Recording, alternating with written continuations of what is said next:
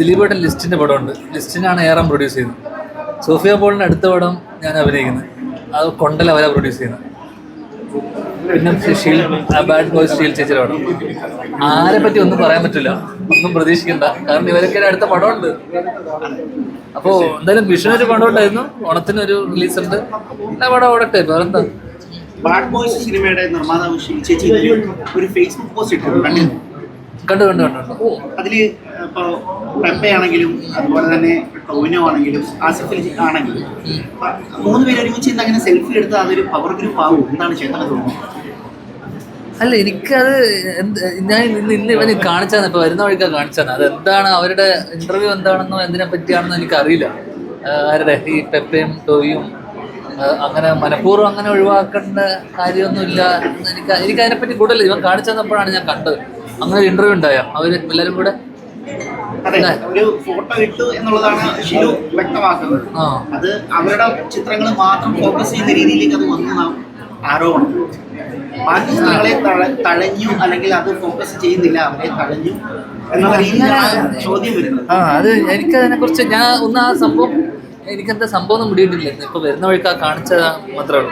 ഞാൻ ഷീൽ ചേച്ചിനോട് ചോദിക്കട്ടെ, ഷീൽ ചേച്ചിക്ക് എന്ത് വിഷമിച്ച എന്തെങ്കിലും കാരണം കാണുമല്ലോ. മാനസിക വിഷമം ഉണ്ടാക്കി എന്നുള്ളതാണ് ആ പോസ്റ്റിൽ നിന്ന് വ്യക്തമാകുന്നത്. പോസ്റ്റും കാണിച്ചു തന്നു. പക്ഷെ എനിക്കതെന്താ എന്താണ് സാഹചര്യം, എന്താണ് അവര് അങ്ങനെ ഒരാള് എല്ലാ സിനിമകളും ഓടണം എന്നുള്ളത്. പിന്നെ ഇവരൊക്കെ ലിസ്റ്റിന്റെ പടമാണ് ഏറം. ലിസ്റ്റിനാണ് ബാഡ് ബോയ്സിന്റെ ട്രെയിലർ ലോഞ്ച് ചെയ്യാൻ വേണ്ടി വന്നത്. അവരൊക്കെ അടുത്തറിയുന്ന ആൾക്കാരല്ല. അപ്പൊ അവര് എല്ലാവരും അങ്ങോട്ടും ഇങ്ങോട്ടും പരിചയമുള്ള, അങ്ങനെ മനഃപൂർവ്വം തഴയുക അങ്ങനത്തെ ഒരു സാധനമൊന്നും ആരും ചെയ്യുമെന്ന് എനിക്ക് തോന്നുന്നില്ല. പിന്നെ ചേച്ചിക്ക് അതെന്താ വിഷമം ഉണ്ടാക്കിയത് ചേച്ചിനോട് തന്നെ ഞാൻ ചോദിക്കണം. എന്താണ് അതുമായിട്ട് ബന്ധപ്പെട്ട കാര്യം നമുക്കറിയില്ല. പിന്നെ ഞാൻ പറഞ്ഞാൽ നമുക്ക് പറഞ്ഞ പോലെ സോഫിയ ചേച്ചി നമുക്കെല്ലാവരും ബന്ധപ്പെട്ട ആൾക്കാരല്ലേ. പിന്നെ ഈ ഒരു പ്രശ്നത്തിന് ശേഷം, ഈ ഒരു ഹേമ കമ്മിറ്റി പരിപാടിയുടെ ശേഷം വീണ്ടും ഒരു സിനിമ ഒന്ന് ഓണക്കാലത്ത് സിനിമ ഓടേണ്ടതും വളരെ വളരെ അത്യാവശ്യം. ഈ പ്രതിസന്ധി നിൽക്കുമ്പോൾ തന്നെ വേറൊരു പ്രധാനപ്പെട്ട കാര്യം, നിവിൻ പോളി എന്ന് പറയുന്നൊരു നടൻ, നമ്മുടെ എല്ലാ സുഹൃത്താണ്, ഇങ്ങനൊരു വ്യാജ ആരോപണത്തിൽ കൊടുക്കുന്നു. അദ്ദേഹം മീഡിയയ്ക്ക് മുമ്പിൽ വന്ന് വ്യക്തമാക്കുന്നു താൻ നിരപരാധിയാണ്. താങ്കളുടെ ചേട്ടനാണ് ആദ്യം തന്നെ സിനിമാ മേഖലയിൽ പിന്തുണച്ച ഒരാൾ. ഇപ്പോൾ അത് ഏകദേശം പൊതുജനങ്ങൾക്ക് വ്യക്തമാകുന്നു ഇതൊരു ഫേക്ക് സംവിധാനമാണെന്നുള്ളത്. എന്താണ് ധ്യാൻ ചേട്ടൻ ആ ഒരു വിഷയം? എന്താ ഫേക്കാന്നത് പ്രൂവ് ചെയ്ത് കഴിഞ്ഞാൽ തന്നെ നമ്മൾ തിരിച്ച് അവർക്കെതിരെ നിവിൻ കേസ് കൊടുത്തോ? ഇല്ല. എന്തോ കേസ് കൊടുത്തോ? ഇല്ല. അല്ല, അങ്ങനെ ഫേക്ക് അലിഗേഷൻ വരുന്ന ആൾക്കാർക്കെതിരെ നടപടി എടുക്കണ്ടേ? അല്ലെങ്കിൽ പിന്നെ അദ്ദേഹം ആ സമയത്ത് അനുഭവിച്ചൊരു മാനസിക സമ്മർദ്ദം, അല്ലെങ്കിൽ കുടുംബത്തിൽ, അല്ലെങ്കിൽ ഒരു നിമിഷം ആൾക്കാരൊക്കെ ആ വാർത്ത വരുന്ന സമയത്ത് നമ്മളും വളരെ ഞെട്ടലോടുകൂടിയാണ്. നമുക്കറിയാം പുള്ളി ഒരിക്കലും ഇങ്ങനെ ഒരു സാധനം പുള്ളിയുടെ ഭാഗത്ത് തെറ്റുണ്ടാവില്ല, സംഭവിക്കില്ല എന്നൊക്കെ. പക്ഷെ എന്നാൽ പോലും ഇങ്ങനെ വെറുതെ ഒരു സ്ത്രീ ഇത് പറയൂ, എന്താണ് സംഭവം, അതിൻ്റെ പുറത്തുള്ളൊരു സംഭവം നമുക്കൊരു പിടിയില്ല.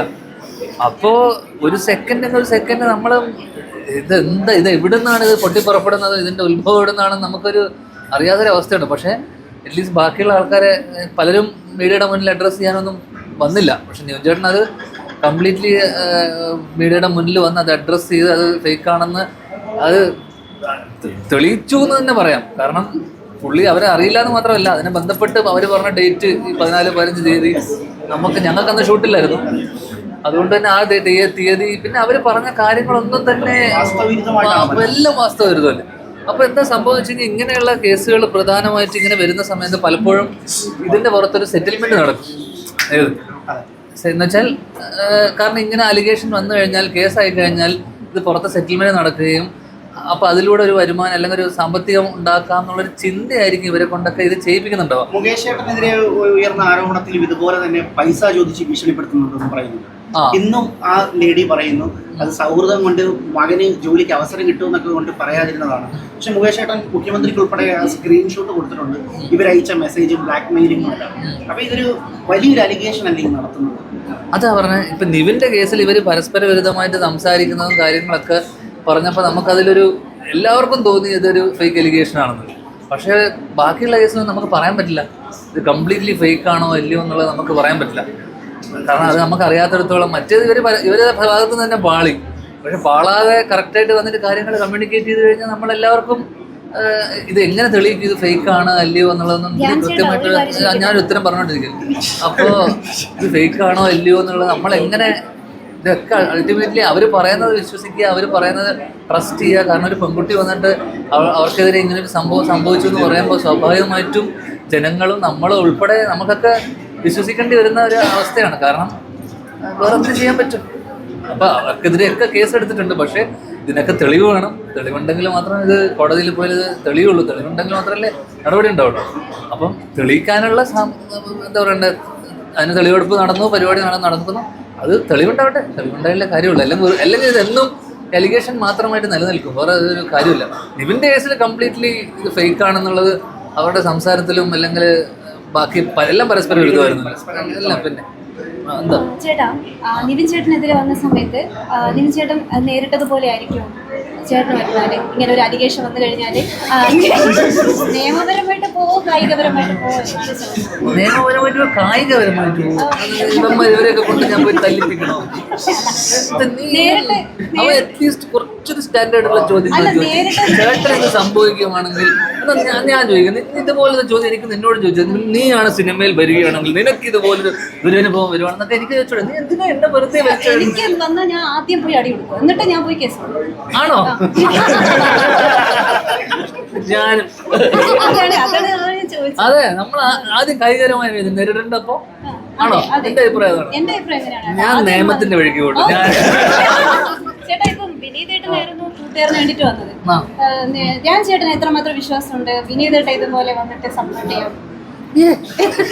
അതിന് നമ്മൾ ഇത് സംഭവം, നിങ്ങൾ രാവിലെ എഴുന്നേൽക്കുമ്പോൾ മോഹൻലാലായിട്ട് എഴുന്നേൽക്കുവാണെങ്കിൽ നിങ്ങൾ എന്ത് ചെയ്യും ചോദിക്കുന്ന പോലെയുള്ള എന്ത് ചോദ്യമൊക്കെ അങ്ങനെയല്ലല്ലോ.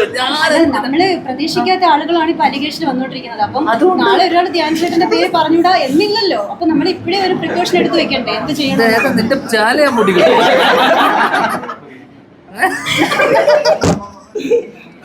ഇതെന്താ സംഭവം പറ്റുമെന്ന് അറിയാമോ? നീ ഇങ്ങനെ ചോദിക്കുമ്പോ, എന്നോട് പ്രത്യേകിച്ച് ചോദിക്കുമ്പോ ഇല്ലേ, നിനക്കാണുള്ള എല്ലാത്തരെയും കിട്ടുക. എങ്ങനെയെങ്കിലും ഫേമസ് ആകണമെന്നാണ്. അവൻ അറ്റ്ലീസ്റ്റ് വളരെ ബുദ്ധിപരമായിട്ട് അവൻ പല ചേട്ടന്റെ ബുദ്ധി ഇനി വളരെ സമ്മതിക്കില്ല. അത് നമ്മൾ ചോദിച്ചുകൊണ്ടിരിക്കണം. ചേട്ടാ കുറെ നേരം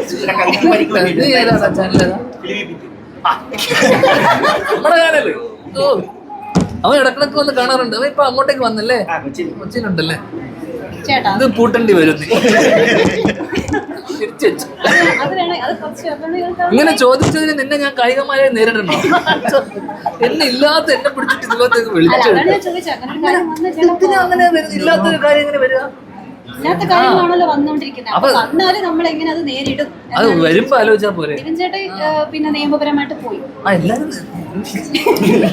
പോയിട്ട് ഒരാളെ തല്ലാനോ പിടിക്കാനോ കാര്യമുണ്ടോ? നമുക്ക് നിയമപരമായിട്ടല്ലേ പോകാൻ പറ്റൂ. ഞാനിപ്പോ കായികപരമായി പോവുകയാണെങ്കിൽ അതിന്റെ പേരിൽ പിന്നെ അവർ വേറെ കേസ് എടുക്കൂല്ലേ.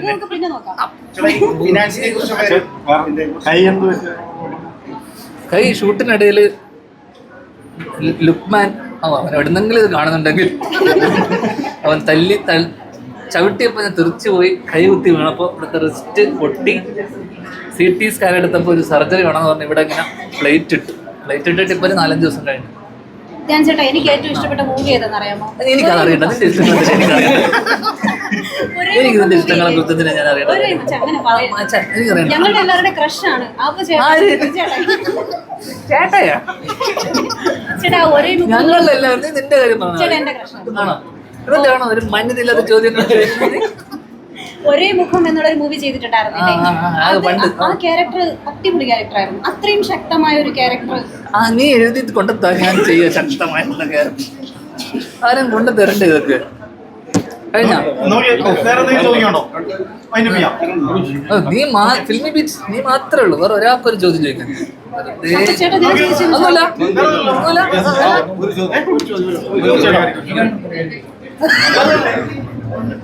എവിടെയോ കണ്ടിട്ടുണ്ടല്ലോ. ഇല്ലല്ലേ? നിയമ കമ്മിറ്റി റിപ്പോർട്ടൊക്കെ വന്നിരിക്കുന്ന സാഹചര്യത്തിൽ ഒരുപാട് പ്രത്യാരോപണങ്ങളും ആരോപണങ്ങളും ഒക്കെ വന്നിട്ടുണ്ട് സിനിമാ മേഖലയായിട്ട്. അപ്പം ആ ഒരു സാഹചര്യത്തിൽ സിനിമാ മേഖല അത് എത്രത്തോളാണ് ബാധിക്കുന്നത്? ഇപ്പം പുതിയ പ്രോജക്ട്സ് ഒക്കെ നിങ്ങൾ കമ്മിറ്റ് ചെയ്തിട്ടുണ്ടാവും. അപ്പം ആ ഒരു പ്രതിസന്ധി എങ്ങനെയാണ് നേരിടുന്നത്? അല്ലല്ല, അങ്ങനെ ഇപ്പം ഞാൻ പറയട്ടെ, ഇത് ഇങ്ങനൊരു കമ്മിറ്റി ഉണ്ടാവുന്ന തന്നെ പഴയ സംഭവം, ആക്രമിക്കപ്പെട്ട സംഭവമായിട്ട് ബന്ധപ്പെട്ട് സർക്കാർ ഇങ്ങനൊരു കമ്മിറ്റി ഉണ്ടാക്കുന്നു. അപ്പോൾ ഇത് വളരെ കുറച്ച് വൈകിപ്പോയില്ലേ? സത്യം പറഞ്ഞാൽ എത്രയോ വർഷം കഴിഞ്ഞല്ലേ ഈ കമ്മിറ്റി ഇതുപോലെ റിപ്പോർട്ട് വരുന്നതും കാര്യങ്ങളൊക്കെ. അപ്പൊ ഇത് പ്രതിസന്ധി എന്ന് പറയുന്നത് ഇപ്പൊ ഓണത്തിന് സിനിമ ഇറങ്ങുന്ന അങ്ങനെ വലിയ പ്രതിസന്ധി ഒന്നുമില്ല. ഞാൻ പറഞ്ഞ ഒന്ന് പ്രത്യേകിച്ച് പ്രതിസന്ധി ഉണ്ടായത് കാരണം സിദ്ദിഖിനെതിരെ ആരോപണം വരുന്നു, ബാബുവേട്ടനെതിരെ ആരോപണം വരുന്നു, ഇപ്പൊ അമ്മ സംഘടനയുടെ ഡിസോൾവ് ചെയ്യുന്നു. അപ്പൊ അത് മൊത്തത്തിൽ ഇൻഡസ്ട്രിക്ക് അപ്പുറം ആ സംഘടനയ്ക്കൊക്കെ വലിയൊരു പ്രതിസന്ധി ഉണ്ടാക്കിയിട്ടുണ്ട്. എനിക്കൊന്ന് വരുന്ന സിനിമകളും അല്ലെങ്കിൽ നടന്നുകൊണ്ടിരിക്കുന്ന ഷൂട്ടിനോ അല്ലെങ്കിൽ ആ രീതിയിലുള്ള പ്രതിസന്ധി ഒന്നും ഇല്ല. പക്ഷെ മൊത്തത്തിൽ ഇതൊരു ചർച്ചയാവുകയും ആൾക്കാരുടെ ഇടയിലും ജനങ്ങളുടെ ഇടയിലും ഒരു വലിയ ചർച്ചാ വിഷയമാവുകയും ഒരു ഒരു ഒരു എന്താ പറയണ്ടേ ഒരു ചീത്തപ്പേരുണ്ടായിട്ടുണ്ടല്ലോ എന്തൊക്കെ പറഞ്ഞാൽ. അപ്പം സ്വാഭാവികമായിട്ടും ആ സംഘടന അടക്കം ഡിസോൾവ് ചെയ്യേണ്ടി വരുന്ന ഒരു അവസ്ഥ, അല്ലെങ്കിൽ സംഘടനയല്ല ആ എക്സിക്യൂട്ടീവ് കമ്മിറ്റി ഉൾപ്പെടെ എല്ലാവരും അങ്ങനെ ഒരു മോശം അവസ്ഥ വന്നല്ലോ.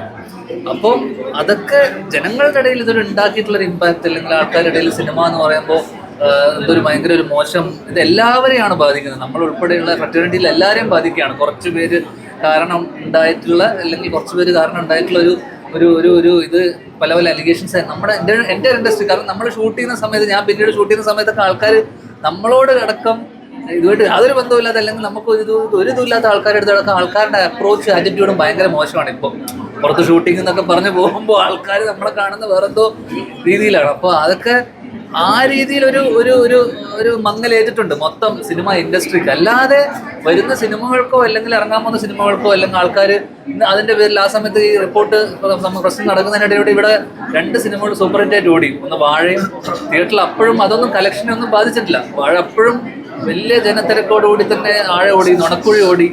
അപ്പൊ അതുകൊണ്ട് എനിക്ക് തോന്നുന്നില്ല സിനിമ ആൾക്കാർ തിയേറ്ററിലോട്ട് വരുന്നതോ അല്ലെങ്കിൽ പ്രേക്ഷകർ സിനിമയിൽ കാണാൻ വരുന്നതോ ഒന്നും നമ്മളിൽ ഇതൊന്നും ബാധിക്കാൻ പോകുന്നില്ല. പക്ഷെ മൊത്തത്തിൽ ഒരു ഇൻഡസ്ട്രിക്ക് ഒരു മങ്ങൽ ഏൽപ്പിച്ചിട്ടുണ്ട് ഈ സംഭവം. അത് സ്വാഭാവികമായിട്ടും വരും ദിവസങ്ങളിൽ ഈ റിപ്പോർട്ട് വരികയും, ഇപ്പോൾ കോടതി റിപ്പോർട്ട് ചോദിച്ചിട്ടുണ്ടല്ലോ, വരികയും അതിൻ്റെ ബാക്കിയുള്ള കാര്യങ്ങളൊക്കെ പുറത്തു വരികയും ചെയ്യുമ്പോൾ ഇതിൻ്റെ ഒരു പുകമറ മാറി ബാക്കിയുള്ള കാര്യങ്ങളൊക്കെ ക്ലിയർ ആകുമ്പോഴേക്കെല്ലാം വരുന്നുള്ളതാണ് ഒരു വിശ്വാസം. കുറച്ചു കാലം എന്താണെങ്കിലും ഒരു ഒരു ഒരു ഇതിൻ്റെ പുറകിൽ എല്ലാവരും ഉണ്ടല്ലോ, ഇതിൻ്റെ പുറകിൽ അന്വേഷണമായിട്ട് മീഡിയ പ്രത്യേകിച്ച് അതിൻ്റെ പുറകെയാണല്ലോ അന്വേഷിക്കാൻ. അപ്പോൾ കഴിഞ്ഞ ഒരു ദിവസം ഗോകുൽ സുരേഷ് ഒരു കാര്യം പറഞ്ഞിട്ടുണ്ടായിരുന്നു, ആളും കാസ്റ്റിംഗ് കൗച്ചിന്റെ ഇരയായിട്ടുണ്ടായിരുന്നു. ഇത്രയും വലിയൊരു സൂപ്പർ സ്റ്റാറിന്റെ മകന് പോലും ഇങ്ങനെ ഒരു സംഭവം ഫിലിം ഫീൽഡിൽ ഉണ്ടായി എന്ന് പറയുമ്പോൾ ഞങ്ങൾക്കൊക്കെ അത് കേട്ടപ്പോൾ ഭയങ്കരമായിട്ടൊരു ഷോക്കായിരുന്നു. അതിനെങ്ങനെ എന്ത് പറയുന്നു അതിനെക്കുറിച്ച്? സാധാരണ ആളുകൾക്കാണെങ്കിൽ പിന്നെയും നമുക്ക് പറയും എന്ന് വെച്ചാൽ അവർക്കൊരു ബാക്ക്ഗ്രൗണ്ടിൽ പോയി പറയാൻ. പക്ഷെ ഒരു സുരേഷ് ഗോപിയുടെ മകൻ ഇങ്ങനെ ഒരു പ്രസ്താവന പറഞ്ഞപ്പോഴത്തേനും അത് ഇപ്പൊ സംഭവം എന്ന് വെച്ച് കഴിഞ്ഞാൽ ഇപ്പൊ കാസ്റ്റിംഗ് കൗച്ചായിരിക്കട്ടെ, ഈ പറഞ്ഞ സംഭവങ്ങളൊക്കെ നമ്മളിതിനെ കാരണം ഇത് ഈ ഹേമ കമ്മിറ്റിയിൽ പറഞ്ഞ ആൾക്കാരായിക്കോട്ടെ ഇതിനെപ്പറ്റി സംസാരിച്ചപ്പോൾ നമുക്ക് പരിചയമുള്ള നമുക്ക് സുഹൃത്തുക്കൾക്ക് ഉൾപ്പെടെ പലർക്കും അനുഭവങ്ങൾ ഉണ്ടായിട്ടുണ്ട് മോശമായിട്ടുള്ള. എനിക്കറിയാവുന്ന എൻ്റെ സ്ത്രീ സുഹൃത്തുക്കളും അവർക്കൊക്കെ അനുഭവങ്ങൾ ഉണ്ടായിട്ടുണ്ട്. പലരും പക്ഷേ എന്തിനെ പുറകെ നടക്കണം എന്നൊക്കെ ആലോചിച്ചിട്ടും പേടിച്ചിട്ടും ഒക്കെ പലരും പുറത്ത് പറയില്ല. പക്ഷേ ഇങ്ങനൊരു കമ്മിറ്റി വരുമ്പോഴേക്കും അവർക്കൊരു ധൈര്യമായി ഇതൊക്കെ പുറത്ത് പറയാനും. ഇപ്പോൾ സിനിമ തന്നെ ഞാൻ പറയട്ടെ, ഇപ്പം നമുക്കിപ്പോൾ ഒരു വർഷം 100, 130, 140 സിനിമകൾ നടക്കുന്നുണ്ട്. അതിലും മെയിൻ സ്ട്രീം സിനിമകളുണ്ട്, next category of B C എന്നൊക്കെ പറയുന്ന പോലെ പല ടൈപ്പ് സിനിമകൾ നടക്കുന്നുണ്ട്. അപ്പോൾ പൊതുവെ എല്ലാ സ്ഥലത്തും ഈ പറഞ്ഞ പോലെ കാസ്റ്റിംഗ് കൗച്ച് വളരെ കാലങ്ങളായിട്ട് നടക്കുന്ന ഒരു സംഭവം. അതൊന്നും ഇല്ല എന്നൊന്നും ഒരിക്കലും പറയാൻ പറ്റില്ല. കാസ്റ്റിംഗ് കൗച്ച് ഉണ്ട്, ഈ ചൂഷണമുണ്ട്, ഞാൻ പറഞ്ഞ പോലെ ഇത് എല്ലാ മേഖലയിലുണ്ട്. പക്ഷേ സിനിമയിൽ ഭയങ്കരമായിട്ടുണ്ടെന്നുള്ളത് സത്യാവസ്ഥയാണ്. അപ്പം നമ്മളിപ്പോൾ പലരുടെയും ദുരവസ്ഥയും അവരനുഭവിച്ചതുമാണ് അവർ ഹേമ കമ്മിറ്റിയിലൊക്കെ പോയി പറഞ്ഞിട്ടുണ്ടാവുക. അപ്പം വേറൊരാൾക്ക് അനുഭവം ഉണ്ടായില്ല എന്ന് വെച്ചിട്ട് ബാക്കിയുള്ളവർക്ക് അത് അനുഭവിച്ചവരാണല്ലോ പോയി പറഞ്ഞിട്ടുണ്ടാവും. അപ്പോൾ എനിക്കിങ്ങനെ ഞാൻ പലരും പറയുന്ന കേട്ടോ, എനിക്കിങ്ങനെ ബുദ്ധിമുട്ടുണ്ടായിട്ടില്ല, എനിക്കങ്ങനെ ഒരു ബുദ്ധിമുട്ടില്ല എന്ന് വെച്ചാൽ അവർക്കങ്ങനെ ബുദ്ധിമുട്ടുണ്ടായിട്ടില്ല, ബാക്കിയുള്ളവർക്കില്ല എന്നുള്ളതാണ്. ഉണ്ടായ ആൾക്കാരാണല്ലോ ഈ കമ്മിറ്റിയിലൊക്കെ പോയിട്ട് അഭിപ്രായപ്പെട്ടിട്ടുള്ളതും അവരൊക്കെയാണല്ലോ അവരുടെ വിഷമം പറഞ്ഞിട്ടുള്ളതും. അപ്പോൾ ഇതിനൊരു അന്വേഷണം വരണം, ഇതിൻ്റെ പുറകിലുള്ള ആൾക്കാർ പുറത്തോട്ട് വരണം എന്നുള്ളതാണല്ലോ നമ്മുടെ എല്ലാവരുടെയും ആവശ്യം.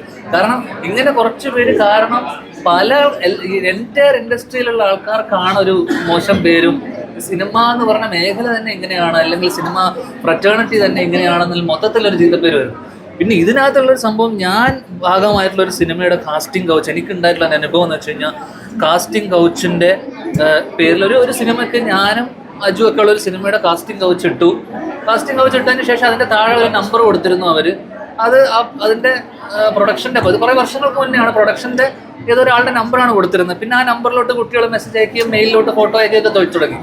അപ്പൊ ഇവര് സംസാരിച്ച് തുടങ്ങി, പിന്നെ ഈ കുട്ടികളൊക്കെ ആയിട്ട് സംസാരിച്ച് തുടങ്ങിയപ്പോൾ ഈ കുട്ടികളെടുത്ത് 1-2 പേരെടുത്ത് അവർ പറഞ്ഞതെന്ന് വെച്ച് കഴിഞ്ഞാൽ, അവർ വോയിസ് നോട്ടുകൾ ഇടക്കിട്ടു എന്ന് വെച്ച് കഴിഞ്ഞാൽ കോംപ്രമൈസ് ചെയ്യേണ്ടി വരും, അഡ്ജസ്റ്റ്മെന്റ് വേണ്ടി വരും, നമ്മളൊക്കെ ഒരു ഗ്രൂപ്പാണ്, ആര് ഞാനും ഈ പറയുന്ന പുള്ളിയൊക്കെ ഞങ്ങളൊക്കെ ഒരു ഗ്രൂപ്പാണ്, അപ്പൊ നമുക്കൊക്കെ കൂടെ വേണ്ടി, അവരൊക്കെ നമ്മുടെ കൂടെ ആൾക്കാരാണ്, അപ്പൊ ഇവർക്കൊക്കെ വേണ്ടി ഇത് ചെയ്യേണ്ടി വരും, നമുക്കിതുമായിട്ട് യാതൊരു ബന്ധവും ഒരു ഇതുമില്ല.